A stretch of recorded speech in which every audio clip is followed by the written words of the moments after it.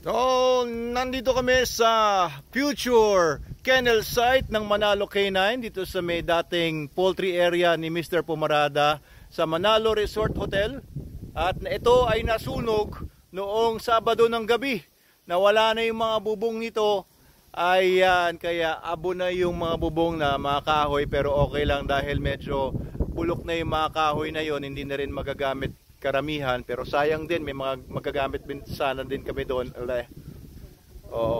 Anyway, ito yung future site ng aming warehouse and kennels banda doon. Malawak po ito, pero yan nga, naging abo na yung mga bubong.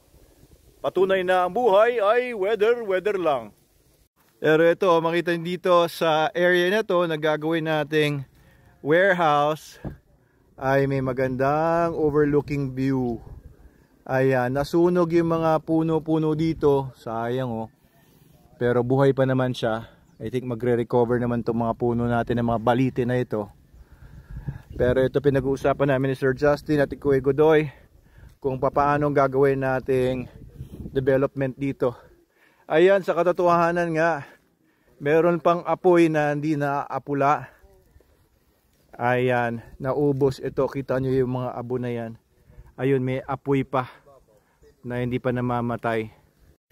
Parang gehena. Ayan, makikita ninyo, ito puro abo na. Ito yung mga labi ng mga nasunog dito. Ito, mga blower to ni Mr. Pumarada. Yata, ayan yun. Ng kanyang poultry house. So, sunog-sunog itong area na ito. Ayan, so nandun tayo nung binidyo ko ito last week. Ayan, medyo nadali lang yung mga ilang mga puno, pero eto, malawak po itong area na ito na gagawin nating warehouse and kennels. Tapos dun po sa baba, may mababanaag pa kayong isa pang ganitong kalaki na area na dating poultry house number 2. Ayan o, sa baba. Gagawin naman po yan, training grounds for Manalo K9 Dog School. Yeah, so itong mga mukha ng nasunugan. So, sayang lang talaga. Naawala ako dito sa mga puno natin dito. Ayan oh, yung poste pala na to ng ano, sa kuryente to ah. Oh, sayang oh. So eto, pinag-uusapan namin na malaki-laki ang development pa na gagawin namin dito for Manalo K9 and Manalo Resort Hotel. Ayan, binaba ni Kuya Godoy. Yan yung aming, may dalawa pa pala kaming pressure pumps dito na pwede pang magamit.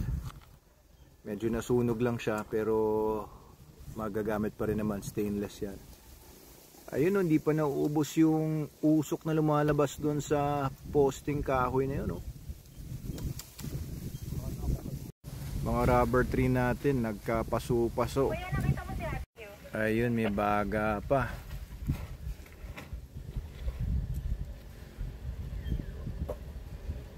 Ayan si Kuya Godoy bago ang aksidente. Ayan, ilalan niya tubig. Papainumin niya yung tubig. Papainumin niya yung apoy. Ganyan kami pumatay ng tubig dito. Galing pa sa water station yung tubig. Yan.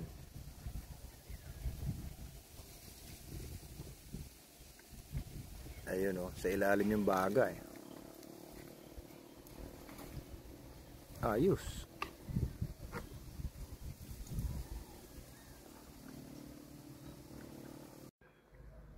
Eh, mukhang nasa loob yung baga, kaya umuusok pa rin siya, hindi maabot. Hindi maabot yung sa gitna.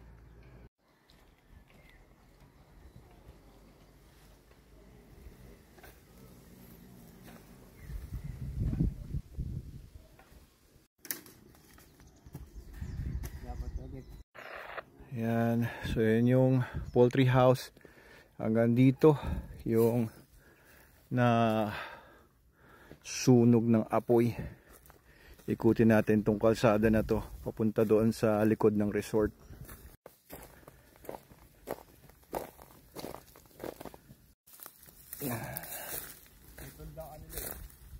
Yan yung daan na ano? Pupunta doon sa poultry house? Ah, sa baba? Ngayon ko lang napuntahan tong lugar na to. Ngayon lang ako nakaabot dito sa area na to kasi madawag ito. Ayan pala oh, may kalsada tayo dito. So doon tayo galing. Ayun yung kalsada pa ba doon sa isang poultry house. Ito yung paikot papunta sa resort. And ayun, meron pang mga poultry house ba ito? Dati. Mr. Pumarada. Hey, may mga bata doon sa baba. Ang lalaro ng saranggola. And yun yung dulo ng mga poultry houses na gagawin nating kennels doon sa taas.